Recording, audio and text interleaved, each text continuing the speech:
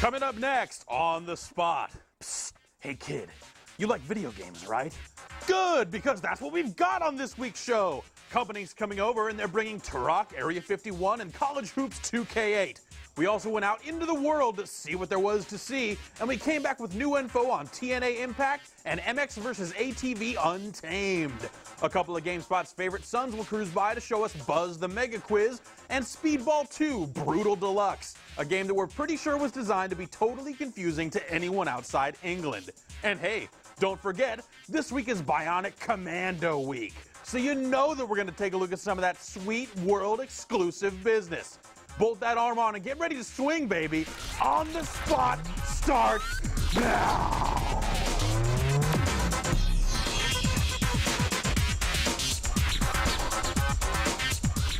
Hey, what's up, everybody? Welcome to the show. It's On The Spot. I'm your host, Jeff Gerstmann. Ryan Davis by my side. What's up, man? Hey, how's it going? It's going good. Yeah, excellent. Last night I got my copy of Orange Box and tore through Portal. Oh, like one sitting, just like blazed through? One sitting, like 3, maybe 4 hours, and just, man, what a damn experience that was. Yeah, totally. It was you're lucky to have played it when other people have played it, because when I played it and finished it, no one else here had played it because it wasn't out yet or whatever, and it was just like, I need to talk to someone about what happens in Portal, but there's no one here that I can talk to.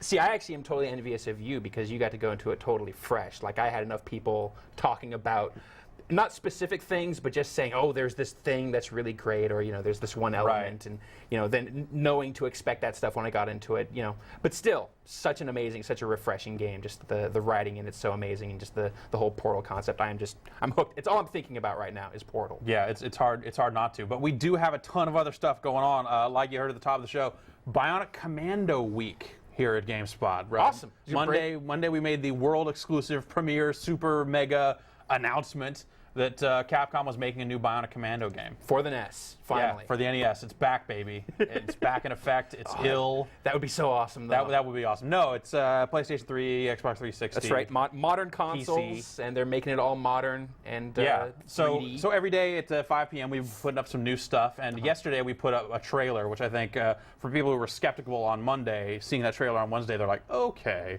So, I kind of tend to agree. I'm starting to buy into it more. Yeah, so 5 o'clock's going to hit during this show, so who knows what we could have here on this show today. Actually, I already do. know. So the answer to that question is you. It's me. I know. But for those of you who haven't been following along, we have yesterday's Bionic Commando trailer lined up, and why don't you check it out?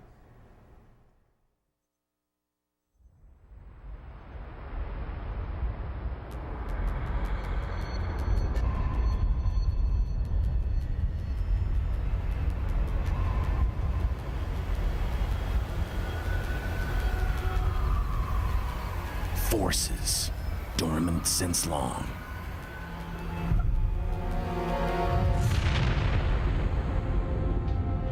Awakening once again. Our towering pillars of steel and stone wiped out in the blink of an eye. I've been waiting for this day.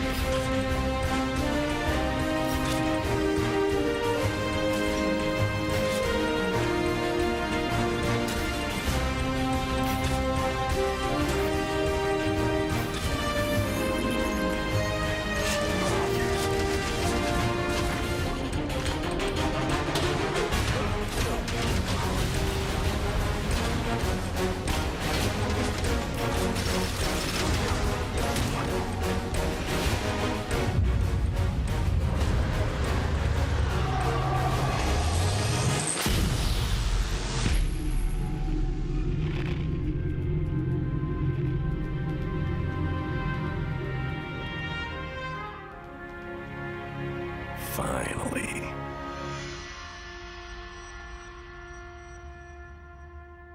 So there you have it, Bionic Commando, and we'll have more on that later in the show. But now I'm joined by Josh from Propaganda. How you doing, sir? Good. How are you doing? I'm doing well. You've brought Turok. I have. Awesome. Now, Some Turok action. cool. Let's take a look at it here. Let's blow some dinosaurs. Let's do it. Yeah. So what I'm going to show here today, this is actually about a third of the way through the game, and this is actually one of the creatures that's signature to our planet here. Something we haven't shown before. This is a creature that we call the Lurker. And this is the first introduction of Lurker. And basically, the idea here is, when we came up with this idea, it was basically, what would it be like if we mixed a dino with a jungle cat?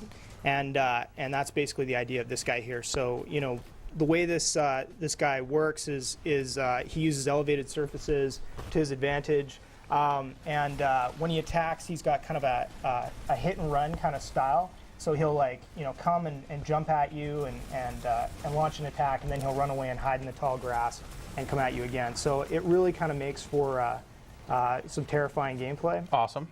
So let me see here.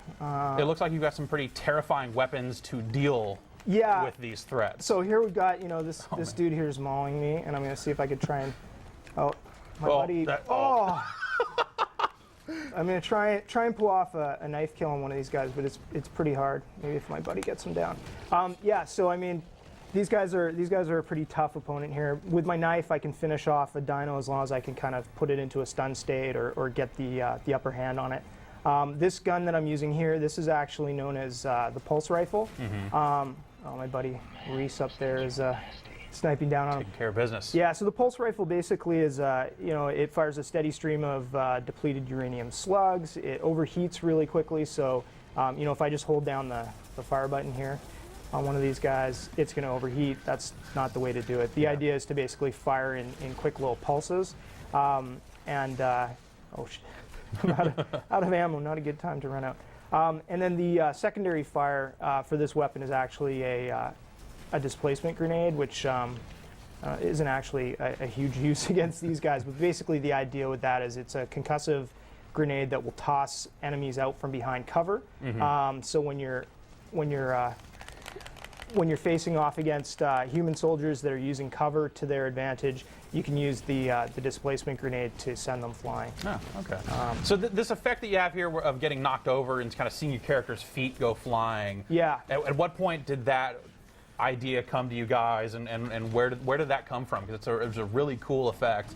Yeah, thanks. I mean, one of the things that we had as like a creative goal for the game from the very beginning was really getting that sense of immersion in there, and we really didn't want the game to feel like you were this kind of spinning camera turret, which I think is kind of something that I at least have felt with a lot of shooters in the past.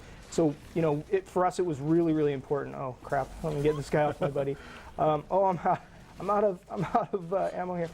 So it was really important to us to kind of ground the player with feet, and then also pay off all the interactions with the dinos so that you could really feel that sense of being knocked back, and from that we started exploring the idea of kind of mauling and the third-person action sequences with the dinos. Oh, I missed, and that was just again about trying to get that feeling of what it would be like to face a dinosaur in the jungle.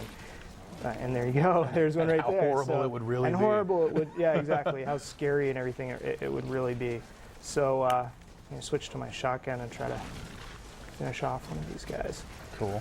So what can you tell us about the storyline of the game? There have been Turok games in the past, but it all comes from this comic series and stuff, and you're kind of taking that stuff and moving forward, right? Exactly. So I mean, we're big fans of the original Turoks, like the first two on N64 in particular.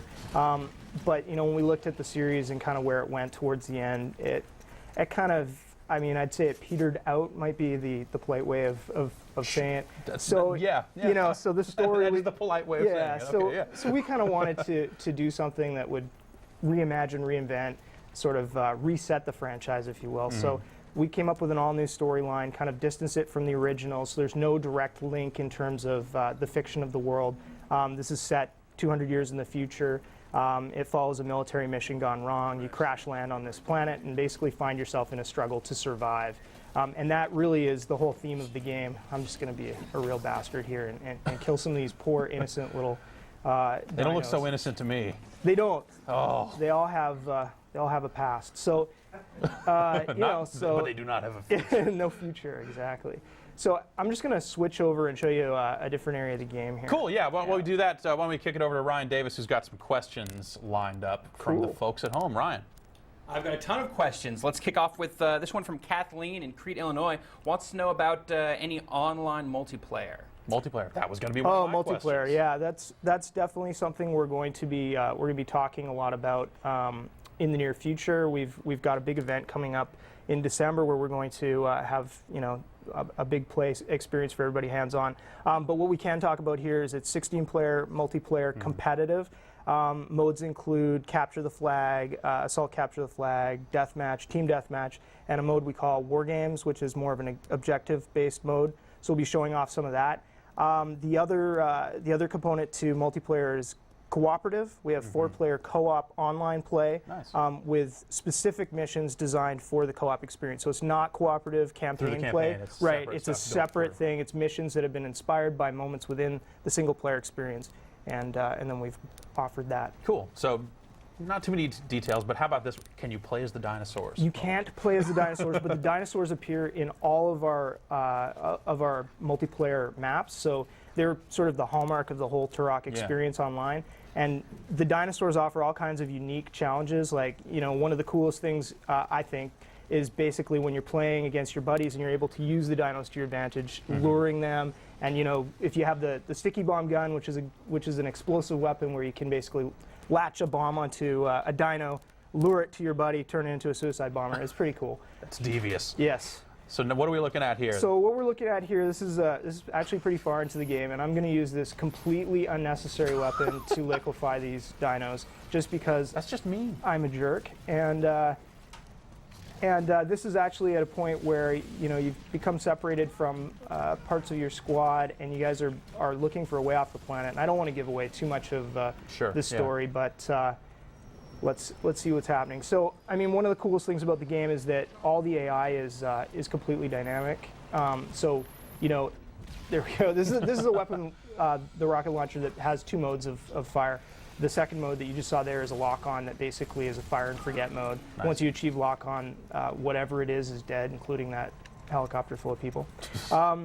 So yeah, I mean, this is a level that really kind of showcases some of our dynamic AI. I can approach this level in a myriad of different ways, and all of the AI will respond dynamically, taking cover, using advanced tactics to take me on, and there's different routes I can take through here to get the jump on this guy before he sees me. Cool. Well, let's get some more questions going. Ryan, hit me. Let's see here. Danny O'Dwyer in Waterford. What's the question here? I'm sorry, I'm having technical problems. Come back to me in a second. Okay. All right. Technical issues. Technical issues, please stand by. Yeah. So I've just climbed up in this tower, and I'm going to grab myself a sniper. Nice. How many different weapons do you have in the game? I don't think we're announcing the total at this point. I know you're A cursing bunch? me out. We're having a bunch, and they range from. Oh, let me see if I can take that dino out while he's otherwise occupied. Yeah, we have a bunch that range from your sort of standard stuff to really more exotic weaponry that you can use in a variety of different ways. Cool. We got small weapons that you can dual wield in combination. We got larger weapons that. Let's throw a grenade over here before these guys get me. And larger weapons that are single wield only. The signature weapons, for Turok are in the game with the bow and the knife. And they're pretty cool because if I use the knife and I can get over to this guy before, oh no, then I can use it to finish him off in spectacular fashion. The bow I can use to pin opponents to trees and other things, which is pretty cool. Nice. Oh, that's my guy. I don't want to shoot him. That would be wrong. So yeah, the other cool thing I think with the knife and the bow specifically, because they're quiet kill weapons, you can use them to to take out your opponent stealthily, so you have that option as you're going through the game. So, okay, so it is kind of a deal where if you want to remain hidden, you can get through certain areas without being seen. Definitely, Like that. yeah, and we built the areas in the game to allow a variety of tactics. And something I should mention here is we have a demo that's coming out in early November. Oh, and I think I just got blown up. Yeah. And it's Perfect timing. How's the demo going to be made available? It's going to be made available in GameStop for early November, and I believe in Best Buy for December. Cool. And it's actually a pre-order incentive where gamers can get a T-shirt, a demo disc that contains a pretty sizable portion of the game. It's about a half-hour experience. Oh, wow. And then that goes towards their pre-order of the title. So definitely people should check it out. That's available for 360 at Best Buy and sorry, at GameStop first and then at Best Buy. And when is the game going to be shipping for reals? February 5th for reals on both platforms, so PS3 and Xbox 360 simul ship. Awesome. Right now, the 360 version is pretty much wrapped, and we're just working on the PS3. Awesome. So, Well, very cool, Josh. Thanks a lot for coming by. And No, showing it thanks off. for It's, having us. Looking real sharp. thanks. Glad to be here. Yeah, right on. All right, now we are going to check out what happened last weekend. Midway was at the TNA Wrestling pay-per-view to finally kind of take the wraps off TNA Impact, their new wrestling game, and we got in there and took a look at it. Now you get to take a look at it. Take a look at it. We're here in Atlanta, Georgia, the night before TNA's Bound for Glory pay-per-view. Tonight, it's Saturday, we're checking out Midway's unveiling of TNA Impact, their brand new wrestling game.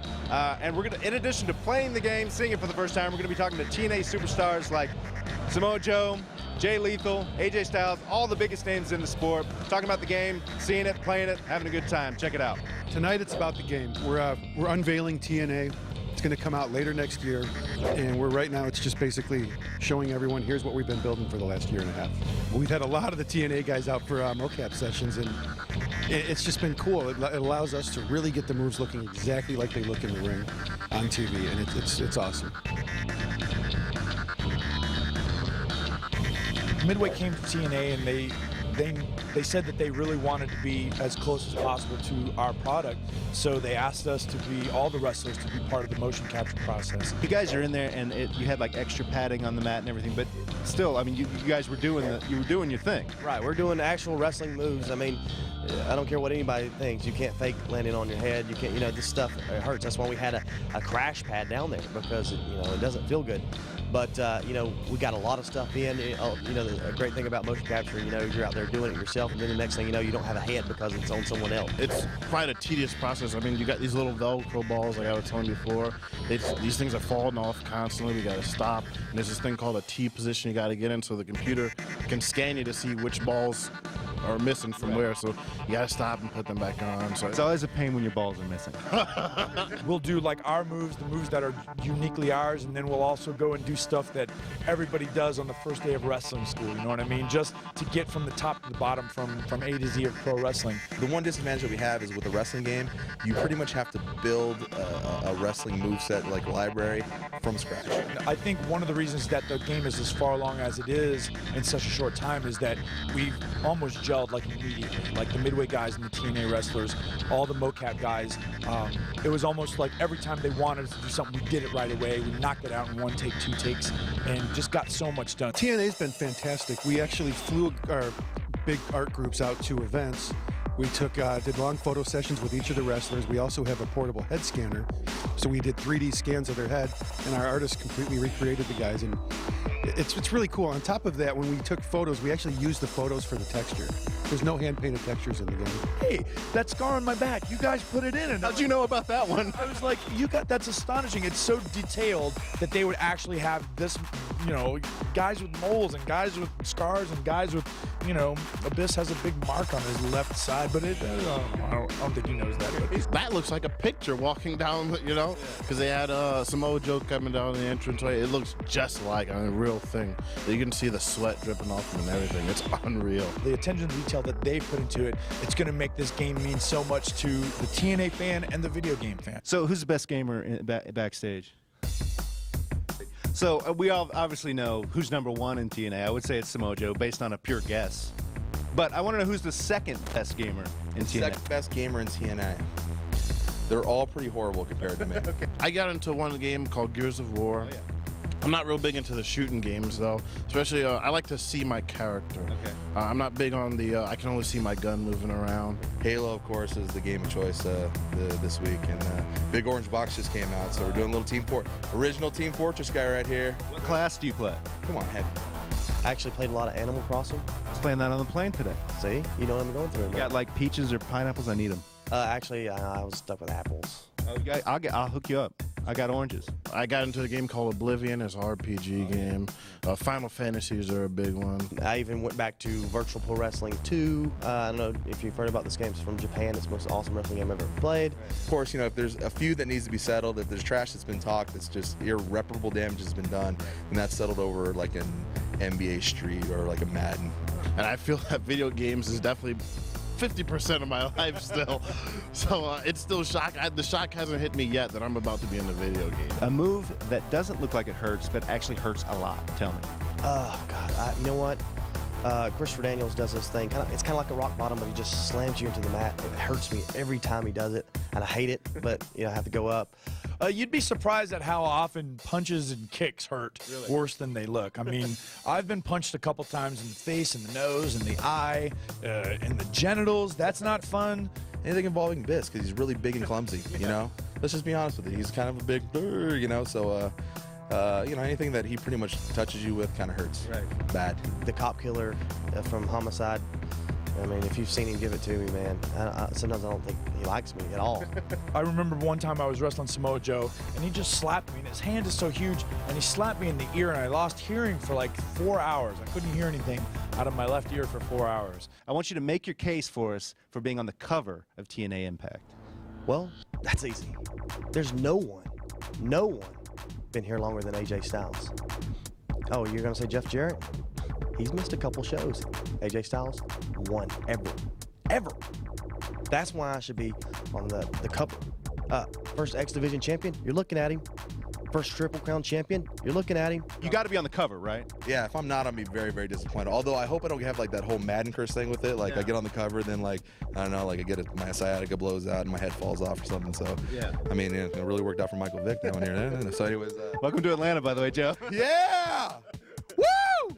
As a wrestler personally, you start and you dream about having an action figure and being a part of a video game. And like this video game coming out, it's going to be a big deal. Like I said, the first one I'm ever going to be a part of. And, it's like one of those things that you check off the list of things you do in your life, So that's the story here from Atlanta at Midway's unveiling of TNA Impact. Game looks good so far, even though it's coming out next spring, so there's a lot of work yet to be done. But I personally can't wait to see how this game turns out. That's the story here from Atlanta. Back to you guys in the studio.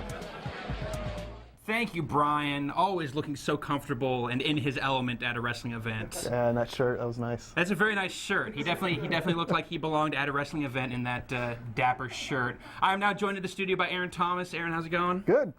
You've brought Buzz the Mega Quiz for the PlayStation 2, and we've got a couple of big, crazy Buzz controllers here. Yes. You want to just set this up for the people at home before we jump into it? What is this game? Yes, this is a trivia game. For 1 to 8 players. The game comes with 4 controllers, and it's a general knowledge sort of thing. Covers sports, TV, movies, celebrities, everything. And I'm going to beat you in it right now. All right, let's get into it. Let's see. What do you want?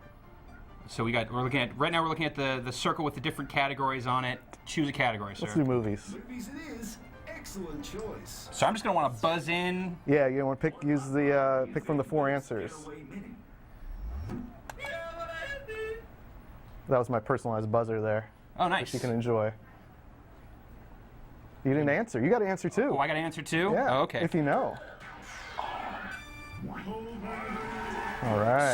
So does it really matter who answers? Yeah, like first? I'll get more points. Actually, here I guess not this round. It depends which round. There's some that are fastest fingers. I didn't want to make you feel bad right away. Oh. That's a good one. I don't know. You don't have to buzz in. You just got to pick your cat. Oh, now I just have to pick my category here. Okay. Oh, Bob Balaban. Of course. Balaban. He gets me every time. I never can remember who my favorite actor from Gosford Park is. I got one laugh out of that. Thank you. All right, I gotta pick one this now. is your turn? Music. All right. So some of these are Name That Tune. Some are What Did This Artist Do? On which Grammy Award-winning song did Rob Thomas team up with Carlos Santana? Are you two pointed or pointless? Reveal. We are both. All right. Excitement. So we're tied? We're all tied up. All right. Jeff, where's your money? How is James Todd Smith? Guys, is this the LL Cool J? Duh, come on. I'm going with the. You better this not. may be Ladies the love second, Cool James, of course. This may be the second most British game we have on the show today. It is fairly British, although I have to say so far the questions themselves are pretty. Time for you to pick a category. They seem pretty well localized. Yeah, this game's been out for a while over in Europe, and before they brought it over here, they made it more appropriate for our audience. Can player one make it 3 in a row? I don't know, mate. Oh, yes, he got it. can. Look at you. I know everything about Frasier. Jeff, are there any questions at home about Buzz the Mega Questions from people at home about Buzz? No, Or but I Frasier? want Aaron to tell his story about opening the package that the controllers came in. It didn't go so well. He did actually just tell that story off the air, but please Yeah, tell it it's again. the game comes in one of those plastic clamshell cases that tries to kill you before you open it. The thing that slices up your hands all bad, gets you all scarred up. Fights to the death. Yeah. And I was kind of being a baby about it and asked my girlfriend to open it for me. And we got a little mishap and cut one of the buzzers off. Bizarre. This seems like a good category. So now it's a 3-player game for us. Customized. Oh. So you're blaming this on your girlfriend then? No. Oh, okay. All right, I got to Okay. count 1, 2. Seems like 7:19 and a half, I think. All right, guys, before we move on here, I do have one question. Okay. From Johnny in Virginia. He says, what's up with that dude's mouth? Seriously. I think he's part Muppet. Yours? Mine? No, I think the host. Oh. Yeah, he's English. I don't know. Totally. How did you not get that? I threw that one on purpose because I was already losing. I know everything. And I'm a rotten loser, Aaron. And you know that. The game is Buzz the Mega Quiz, coming to the PlayStation 2 in the US when? October 30th. Excellent. $40, 4 controllers. Aaron, thanks for stopping by. Oh, I'm not leaving. Okay. I'm gonna be back with another game. Oh, that's right. We're gonna go to a tape segment, right? We're gonna go to the past. We're gonna go to the past. You want to set this up? Let's go. Aaron, you're awesome. Show us a game. Do it, guys. I'm here with Roger Carpenter, who's here with Geometry Wars Galaxies, his shirt says. So, Nicely read. What are we going to see today? Okay, well, I came in about 3 months ago, I guess, with a lot of promises, a lot of discussion about what Geometry Wars Galaxy was going to be. And today I bring you in the final product. So I think we're putting enough time just to say some multiplayer, but while I'm doing multiplayer, we'll talk about kind of where we're at with Galaxies, the full game, and we'll get on with it. Now, you've had a bit of practice. Oh, don't tell them that. I want to impress them. Well, let's see what you can do. So as you can see, we're into the exclusive Wii co-op selection, which is the Mind Layer. So we're going to have a game of Mind Layer here. So if you'd like to press A, and in we go. All right. So this is kind of one of the different types of gameplay we've got in Geometry Wars Galaxies. And I'm going to busily die here. Just look at your shirt if you forgot the name. Thank you. Yeah, that's same. good. Well, it does include Retro Evolved, of course. So this different type of game, these big guys here are mine layers. They're dropping these green mines. The beauty of these things is you can set them off in a big chain reaction. And so it's a very tactical game. And the idea is we're supposed to play together to try and maximise our score. Oh, I got trapped. Yeah. I was avoiding the mines here because, like you said, you want to get the guys, as many on here as we can. Yep. So off chain reaction. So when you give me the word, I'll run over them, or I'll just stay away from them. I'll let you be the boss. I didn't do that. Not like that, I won't. We're also, while I'm trying not to die, I'll try and talk about the rest of the game. The single-player game contains 64 very different battles. It also does include Retro Evolved, just because everybody likes it. All right, you want to do it? Yeah. That was kind of a damp squib. It was all right. Not too bad. People will see the score up there in the corner just for a bronze. 45 million we need? Yeah, 45 million. Scores are a little bit bigger now. Yeah, a lot bigger. So what we've done is the geomes, collecting geomes directly affects your multiplier. So every geome you pick up, you get more multiplier for the game.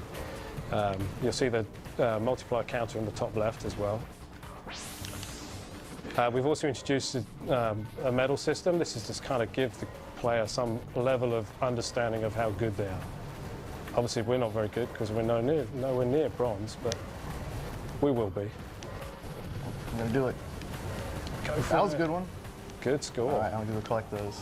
So we're trying to collect as many geomes as we can because that's directly affecting the level of scoring we're getting. Yeah, you've got to not be scared of the guys now. Yeah, geomes really do force you into the thick of action because you really do want them. I don't want to go there, but I need to. We're doing all right now. So dotted around, you're seeing some new enemies. These guys over in the top left are generators, and there's quite a few of these guys around. Just I'm busy dying. Should we play again? I don't know. I think we need to see some more. You have something else you brought with you here today. Yep, we did. We haven't seen before. We have brought the DS. Would you like to see it? Let's see it. Okay, let's go. All right, so just like that, we're in the DS version of Geometry Wars Galaxies. Let's go. Magic. Okay, right, we're about to go into a level that no one's seen, on the DS that no one's seen before.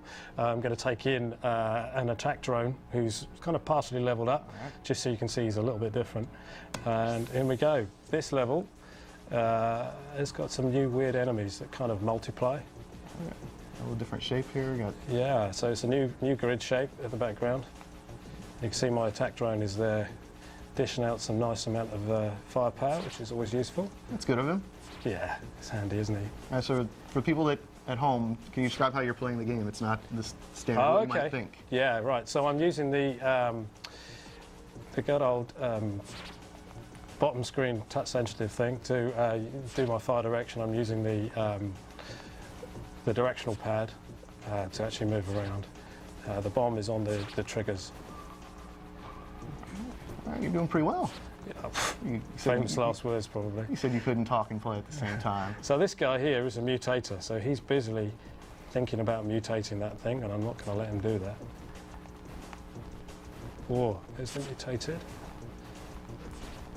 So I'm also making sure... Oh, I killed him. Nice. Oh, that was your famous last words. Yeah, it was. I'm busy trying to collect up the GMs as well, because that's increasing my multiplier. Does the Wii version and the DS version, do they have any connectivity between each other? Or? Yeah, we still support that. So if you go out and buy the Wii and the DS version, you can connect the two up together and they will give you some bonus content on both versions. The Wii version still supports the DS to download the DS, which means you can download a roam around version of Retro Evolved to take to your DS without owning the other card. We still have full online leaderboards of both versions. So there's leaderboards for every single Galaxy's Battle, Retro Evolved. There's a full combined Galaxy's leaderboard as well. So plenty to play for. The Wii version even supports, has multiplayer, has in its Galaxy's multiplayer online leaderboards as well. So you can go out there with your mate and go and kick some butt, basically. Or get it kicked. Yeah, right. Indeed. So I'll just quickly show you something else.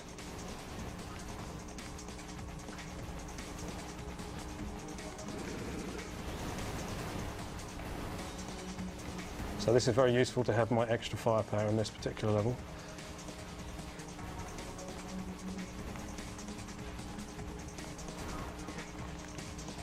It's quite interesting, the DS firing capabilities are probably a little bit more sensitive than the Wii version even. So you actually get much more finessing in the actual firepower on the DS than you do on the Wii. But pound for pound, they're exactly the same. The games are identical. There's nothing missed out at all. All right, and the most important thing is it's still hard. It's still Both hard. Versions, doesn't matter what you're playing, it's hard. Yeah, there's plenty out there to keep you occupied for a long, long time. All right, well, you Thank you passed very the much. test of not dying on this level, so we'll let you keep playing. But Thank you very looking much. good. When does it come out? It's coming out in November. All right, so just a little over.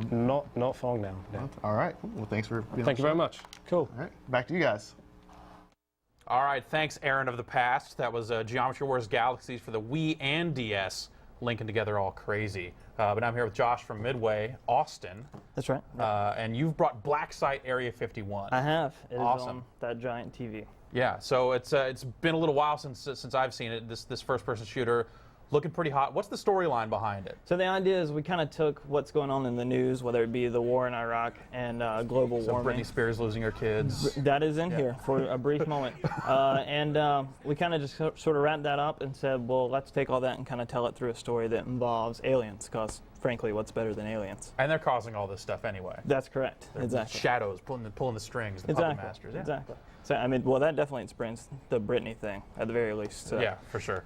So we've kind of just sort of wrapped that up, and then we've put you with some great characters like this guy who you would expect to pick up outside of a prison. Mhm. He's got some fun things to say, and they've all sort of got their different worldviews. Like he's one to think that the government is doing basically behind everything and don't trust anybody. Mhm. And then there's another guy that's just fighting, basically, he just wants to get home to his kids. And then there's a couple of characters who are on the exact extreme of that, you know. Cool. So it kind of shows multiple views. Yeah. Cool. So now, where is this level taking place? This is the first time that you've shown this level off, This is right? the first time. This is actually the first level of the game, and this is in Iraq. And so this is a couple of years ago. Mhm. And you're with your squad, and we're taking on some of the Iraq forces trying to get to a location.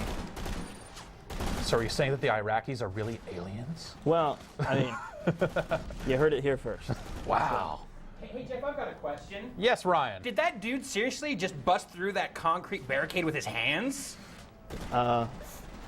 He's strong. Very strong. Actually, you know, I used the butt of my gun, which I don't know if you know. Whoa. Yeah. Yeah. Awesome. Right. That is a sweet gun. So we've got, so that's our assault rifle that has kind of a pulled-in zoom effect. Nice. And one of the things that I'm really fond of with our control scheme is I'll also show you the sniper rifle. And so the zoom in our default control is on the left analog trigger. And so when you pull the trigger, you can get a mid-zoom with the sniper rifle, or you can pull in for the full effect. Okay, And yeah. in multiplayer, you can have some good times with this. Like I'm Nice. one to run around halfway out so I can see what's going on around me. Cool. So we're not going to be showing it today, but what can you tell us about multiplayer? It seems like that's going to be a pretty big portion of the game. Yeah, absolutely. So we've got 4 different modes. We've got a deathmatch, a team deathmatch, capture the flag, which we've had a blast with around the office. Nice. I like making people cry. That's really what I love to do. And also a level called Abduction that is sort of our Black Site story meets multiplayer, where one character plays as the Reborn, the opposing force of the game, and if you start out with 10 people, 9 people would be Marines, 1 guy would be Reborn, and it kind of changes side. As he kills people, they get moved to his So he's like side. almost like infecting them and Correct. converting them into the Correct. into the And new- our scoring scheme for that is really what pulls, kind of makes that different. It's as you survive, you get survival bonuses. So Okay. when the 9th Marine dies, all the other 8 players pick up a point because they've managed to survive a kill. And if Nice. you're the last guy, you get a 3-point bonus. And so the best thing you can do is be the last guy and then run out and get a whole bunch of people before the round ends, Oh, because nice. that can really change the score into your favor in a hurry. Cool. So let's talk a little bit about technology. That concrete block exploding looked pretty awesome. Yeah. Are you building your own engine or using someone else's? This is Unreal 3.0 with Okay. some Midway modifications. We have the Stranglehold to thank for the breakables. We were Right. able to integrate a lot of their stuff. And Nice. so we don't take it to the extreme they do, because we're obviously Yeah, that's- doing things a little bit It's differently. not some crazy Hong Kong action Yeah, movie. exactly. I mean, if John Woo had directed, maybe. But as it stands, what it does allow us to do is actually work on like the various cover aspects. So just because you take cover behind a concrete wall, it doesn't mean you're It's going to be not able to stay safe. there forever. Exactly. Cool.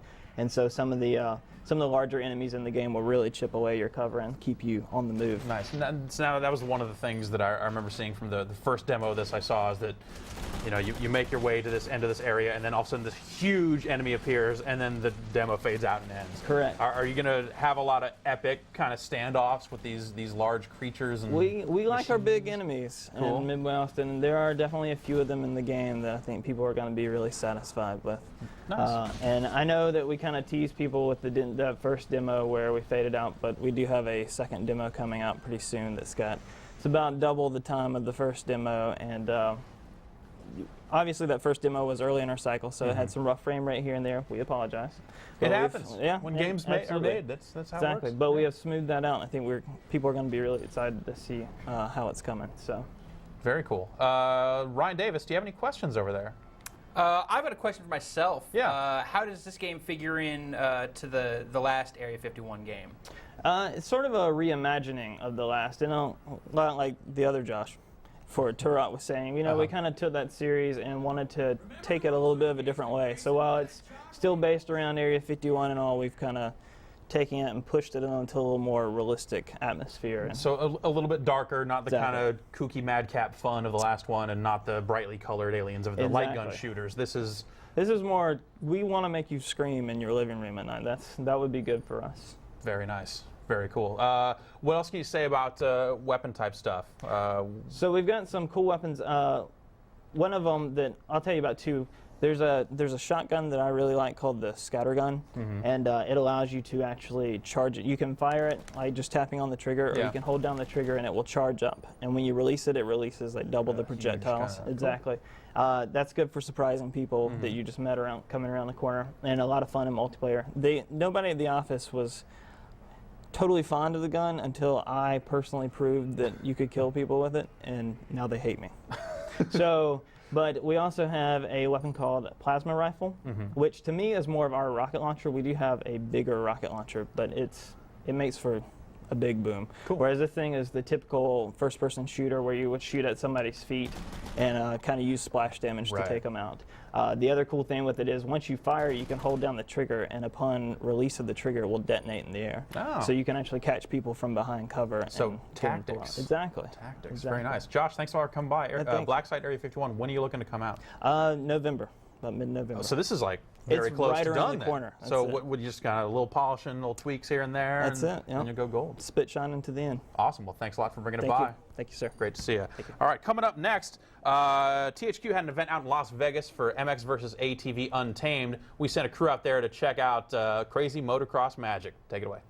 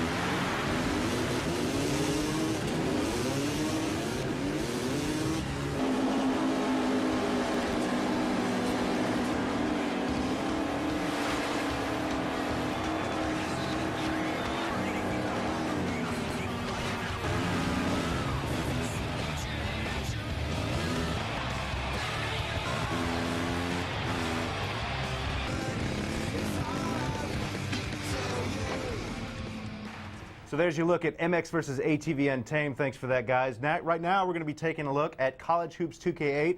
I'm joined by Zach Timmerman of 2K Sports. How you doing, buddy? I'm doing great. And we've got Jerson off screen, who's doing us the favor of playing the game so we can actually talk and make sense. Exactly. That's a good thing. So College Hoops 2K8, there's so much to talk about in this game. You guys have just added a ton. I think let's start at the top and let's talk about Six-Man. What is Six-Man? Six-Man, it's a feature we added this year because we really feel like the home court plays a gigantic advantage in college basketball. I went to a big university, went to a lot of games, Iowa State, Hilton Magic. Okay. It's a big deal there. We always feel like we play a lot better at home. A lot of people had a lot of trouble playing there. So it's a feature that we added. You actually see a meter at the bottom of the screen that shows you, how well your team is actually doing throughout the game. The crowd will get into it. You do a big dunk, you bop on somebody, the meter's going to increase until it hits a point where it maxes out at the red spot. When it hits the red spot, then it just stays there until the team can do something to bring it back down. So cool. You can see it, the meter at the bottom of the screen there. That fills up. That's dynamic. It's filling up and it's sort of emptying out as you go, depending on what you do on the floor, right? Exactly. You do good things, it fills up. You start to do bad things, it starts to go down. It's pretty basic. And so once you fill it up and you get the six-man effect, what's happening to your squad? You actually get a confidence boost. Your players get a big confidence boost. It helps them play a little better, and they also actually get a pretty big energy boost too. It's kind of like they're feeding off the crowd. The energy boost will stay there until the meter actually starts to drain down, and the confidence will also go down as the meter goes down. So it's something to pay attention to throughout, your game as you go, and it's something that once you enable it, you can have it for a while. You can have that six-man effect for a while, right? Right. The better as you keep doing good things when the meter is actually full, it doesn't give you the same kind of increase as it would give you if it wasn't full, but you can still keep the meter up there as long as you still keep doing good things on the court. Now, when we saw this game last week for the first time, and you were telling me that one of the nice things about the game coming out after NBA 2K8 is that you get to refine some of the things that happen in the program. Give me some examples, maybe animations, gameplay things that have been refined since the NBA game came out. Definitely, we take a lot of what NBA does, but we also like to add our own animations, remove some of their animations. We don't feel like we need to do all the fancy behind-the-back passes and behind-the-back alley-oops and all that kind of crazy stuff. So we definitely tone back on the animations. We really work with the different types of zone defenses because they play a much bigger role in college basketball. Whether it's the animations, whether it's just the way the teams play, we definitely feel like we do a big difference between college basketball and the NBA. Yeah, one of the interesting things about this game is what you've done with passing. There's now multiple pass types you can do. How does that work? We have a new feature we call maximum passing. All you do is you press the left bumper or L1 on the PS3, and it actually brings up different types of passes that you can use on the face buttons. Okay. The triangle button with the PS3 will be a lob pass, or the Y button with the Xbox 360. The right button is going to be, or the B button on the Xbox will be a bounce pass or a lead pass. The X button will be a bounce pass, and the A button will be the A button will be a bounce pass, and the X button will be a chest pass.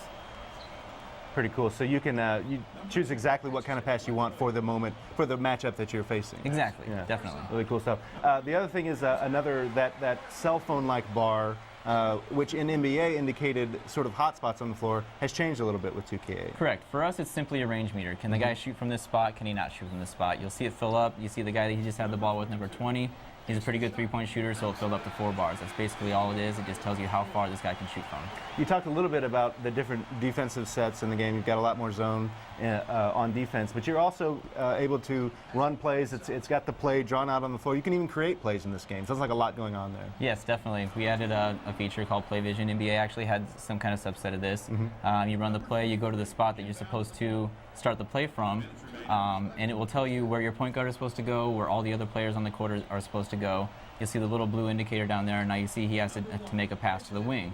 Pass it back to the other guy, pass it over to the left side, pass it to the left side. It's just a swing around play. It tells you where you're supposed to go at all times, so you should never be confused when you're actually running a play during the game. A nice tool for teaching people how to play basketball. Exactly. Yeah. And it's a big deal in college basketball running plays because it's a lot harder to get into the key when you're playing against a zone, compared to man-to-man. So let's say I'm playing a game in my legacy mode and I'm just getting destroyed in the first half. We go to halftime. What can I do to change my game up this time around? Well, when you go to halftime now, we actually give you a nice little locker room setup, and on a whiteboard, it actually shows you, your coach actually has a little notes written down, and he tells you the things that you've done right or wrong in the first half. And when you actually see something wrong in there, maybe somebody was making a lot of three-pointers against you, it'll tell you, oh, maybe we should really increase the pressure. So you dismiss the notes, you go to your settings, and you increase the pressure, and the notes will say, hey, you did the right thing. And so it just lists out all the things that you did wrong, and you can make the proper adjustments for the second half. But it's still, the execution's up to you. You can make the adjustments, but you still have to play the game, right? Correct. If you're still bad, you're bad. Right. You know, that's all It's not going to fix it for you. It's just going to tell you how you need to play. Exactly. Which is smart. Cool. Let's talk. I know Legacy Mode is so huge, but you told me about it today. So much going on. Give me a high-level overview of Legacy Mode. We added some different ways to actually scout, to actually play games with high school recruits. We have something we call the ABL, the Amateur Basketball Leagues. It's a gigantic league that allows you to scout hundreds upon hundreds of players, actually almost every single high school recruit we have in the game. You can watch the games, you can play the games, you can scout them in different ways. We also added different ways to actually develop your team throughout Legacy Mode. We call it training and conditioning. Maybe you feel like your team isn't fitting the kind of philosophy you want. Maybe you want your center to be a better three-point shooter. Well, just give that three-point shooter or that center some three-point shooting drills and have him work on that throughout the year, and you'll actually see his range increase. He might only get out to maybe to like 18 feet by the time the season's over, but maybe the next year you can actually get him out to the three-point line. And the drills actually are a nice way to learn how to play the game. You guys are doing an expanded tutorial this time. Exactly. We actually have a feature outside of Legacy Mode called All-American Training Challenge. It features 14 drills that we felt not only were fun drills to play, but also drills that helped you actually learn how to play the game. It's a cool mode because once you actually get through parts of the drills, you can actually go to the final mode where you actually get to play against some former college basketball stars, Glenn Davis, Greg Oden, Julian Wright, JJ Redick, of course. You go against him in the free throw and the three-point drill, and so it's a really cool mode to actually learn how to play the game. It's a lot of fun. Cool, a lot going on. Jeff, do you have any questions from our audience on College Hoops 2K8? I do have one, and it's the one question that we can't get through a basketball demo without asking, and this time it comes from Kathleen in Illinois. Will there be online leagues? Absolutely. We brought the online leagues back from last year. We actually added a bunch of different cool stuff to online this year. One of the big features we actually added this year is something we call 2K Share. A lot of people have trouble picking up the game and knowing who the players are. Well, you know, don't worry about that any longer. Just sign online. You actually can download a roster from anybody that actually made the roster. You can get different chants, you can get different playbooks, different settings from all these people. It's rated, it tells you, what the good files are, and just get them and download them to your team. And you know someone's going to have a roster about 12 hours after the game is done, There's always somebody that's ready to have the roster done immediately, and so immediately you're going to have the roster as soon as you buy the game, pretty much. Cool, so a lot of online options, a lot going on this year. There's just a ton. When's the game coming out, and what platforms is it coming out for? The game's going to be coming out for the PS2, PS3, and Xbox 360 in mid-November. Cool. Zach, thanks so much. Jerson, thanks for playing the game. That's College Hoops 2K8. Jeff, back to you.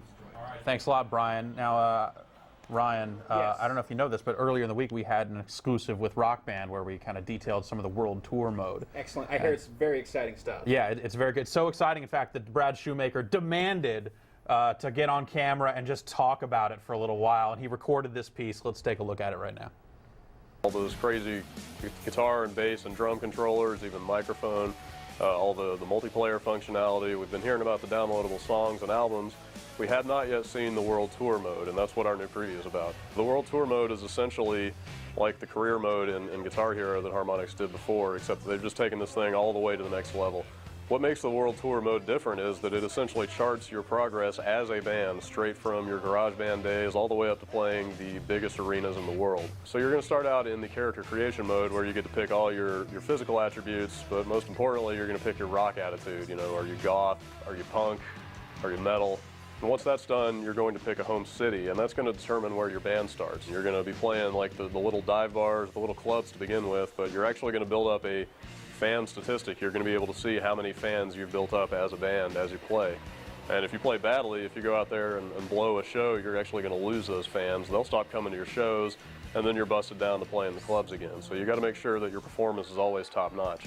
And of course, all throughout this career, you're going to be making money at all these shows you're playing. Then you can go right over to the rock shop and start cashing that in on better axes, tighter leather pants, more beads, stud through your nose, whatever you want. Look, I can't possibly stand here and tell you about everything that's in this mode. There's all kinds of stuff in there. So we've got a new preview on it on the site. So get on there, check it out, read about all the new details, check out all the new footage and screenshots we've got, and look for Rock Band to hit in just about a month. All right, you can smell the excitement coming through the camera. Brad Shoemaker, pumped. He wouldn't shut up to me about it. Yeah, no. He's constantly Exactly. He's like running around his office. He's like, I'm gonna take my pants off because Rock Band's so exciting. Workplace inappropriate. Totally. Brad. No. And Justin almost pulled the same thing because this week's Xbox Live Arcade release, Speedball 2 Brutal Deluxe. Justin, what is this game? This is like footy or squash or something. No, this Future is, footy. So I don't know, maybe ice hockey meets rollerball meets I don't know, like handball and maybe a little bit of rugby, maybe even a bit of American football. How about that? Crazy. All right, so this game was made by the Bitmap Brothers, and it's a pretty old game.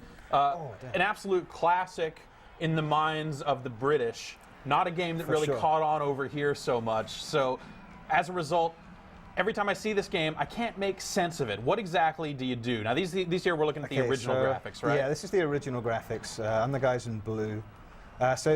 Yeah, it's really, I mean, you've got a goal at either end, so it's like soccer in that regard, but then there are a lot of other ways to score. You can score by injuring opponents.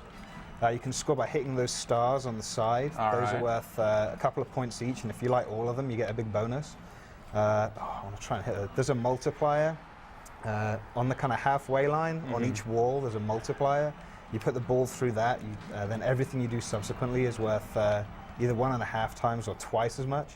That thing there that I just hit is a bounce dome. That's another couple of points. And the thing they just hit is a thing that electrifies the ball so that it knocks players over when you throw it towards them. That all sounds incredibly It totally devious. makes sense when you when you play. It all comes together beautifully. All right, so now what do you think? We're going to have a review of this later on this week. Yeah. But what do you think of it so far? I really, you know what, like this portion of it is basically totally faithful to the Amiga version, I think is the one they've used, which is the platform I think it enjoyed the most success on. It certainly wasn't the Game Boy. I had the original Game Boy. Oh, you had the Game Boy one? Yeah, like, that was. What is this game? Yeah, that really wasn't it. Hey, you said these are the original graphics. Is there a beefed up? There's a beefed up HD mode which I'll switch to. I don't really care for it, but. It's always hit and miss with some of this graphical update stuff. You never know what you're going to get. Sometimes it's awesome. It's Double Dragon awesomeness. yes. Sometimes it is Double Dragon awesomeness. Here we go. So, yeah. So they're actually like this isn't just like skin. This is like full 3D. It is, but then I mean the fact that I was able to switch between the two. But the animation is roughly the animation is still 1991. Same number of frames. Yeah. Cool. So features-wise, what did it have? Full online play and all that good stuff? So yeah, they've added online play. They've got in the single player, they've now got like twice as many leagues. They've got and for people who aren't familiar with it, there's actually a really good kind of how to play guide which explains everything. Does a pretty good job of it. So yeah, it's I really like it. I really don't care for these graphics at all, but yeah, it's great. If you like the Amiga version or whatever, then you're going to like this just as much. Awesome. If you're new to this, I don't know. I don't know if it's going to float your boat. You might really. Never understand. At this point, it's probably a little too late to get it. Yeah. So what's left then for kind of the British trilogy? We still need Paradroid and Sensible Soccer's coming. Still need Paradroid. Sensible Soccer's coming. So someone needs to announce. With those three, I'm done. That's all I need. I'll never buy a game again. You're retiring from games. Yeah, I won't need anything else. There are a couple other bitmap games I would like. Maybe Xenon or I don't know, Chaos Engine. Oh, you know the classics. Chaos Engine. Okay, Chaos Engine was the game that came out here, Soldier of Fortune. Oh, really? Genesis. Oh, I didn't know that. Yeah, they changed some stuff. So that was a cool game. I'll give you that one. The rest of these, dodgy. Dodgy. All right, Justin, thanks a lot for bringing it by. The game's available on Xbox Live Arcade right now. And right now, we are going to move into a Mass Effect trailer. You know, we've been showing a lot of these trailers, and there's a reason for it, because they look radical. Here's another one.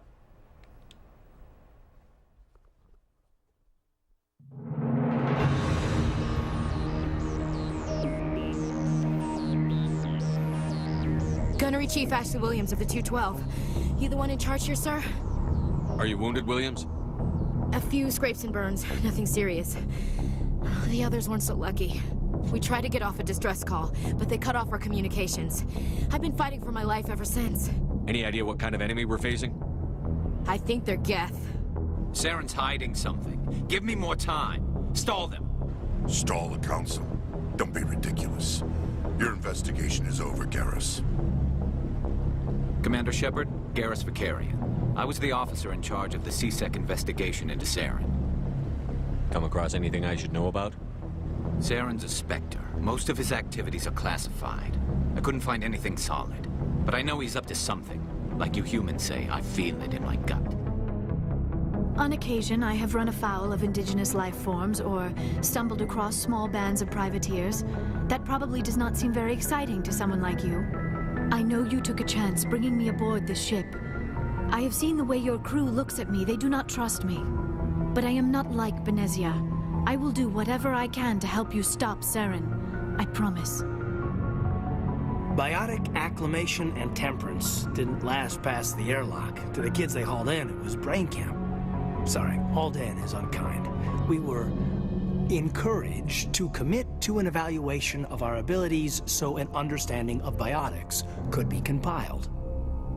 There are worse results of accidental exposure to element 0 in the womb. Beats the brain tumors some kids grew up with. Captain Anderson, you always seem to be involved when humanity makes false charges against me. And this must be your protege, Commander Shepard. Saren despises humanity. That's why he attacked Eden Prime. Your species needs to learn its place, Shepard. You're not ready to join the Council. You're not even ready to join the Spectres.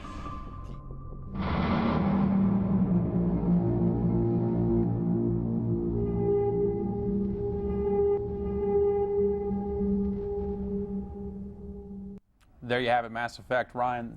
Intriguing. Intriguing. And aliens speaking some pretty fluent English. Yeah, not sounding very much like aliens at all. Yeah, the guy at the end, a little gruffer voiced, a little reptilian in spots. like this. Everyone's like, hey man, what's up? I'm this twisted alien guy. You want to party later? Nice voice acting, but I tend to agree that the voices that I'm hearing aren't really matching the looks of the aliens. That's cool, though. Sure. That's pretty awesome in its own way. Maybe that's just the world of Mass Effect. Everyone went around, got those tapes, listened to the tapes. It's like, okay, basketball. And they all got it, and everything's fine. Sure. Yeah. Bionic Commando. Yes. We talked about it at the top of the show. It is Bionic Commando Week. That's what I'm calling it unofficially. Bionic Week. It's Bio Week. Let's go with Bionic Week. Let's go with Bionic Week. That's too confusing otherwise. Yeah, okay, fine. So at the top of the show, we showed you yesterday's trailer, and of course, it's after 5 p.m. Pacific time, which means we can show you this, which is more gameplay footage. Check it out.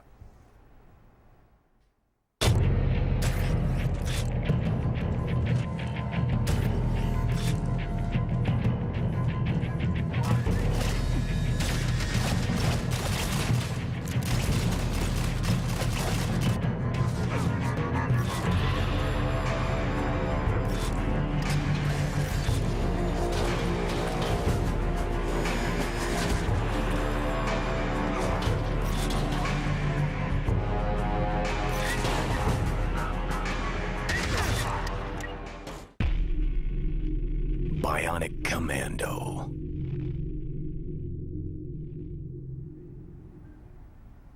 Bionic Commando. Yeah, it was just whipping giant stuff at dudes. And that's really exciting for me, seeing like the different stuff you can do with the wire, with the hook, grab it onto dudes. You know, it's not like the original game where you hit it and they just go and fly back. Yeah. This jacks them. You can jack those guys. It looks very exciting. Yeah. In fact, can we see more? Let's see more. All right. There's more. Let's see more.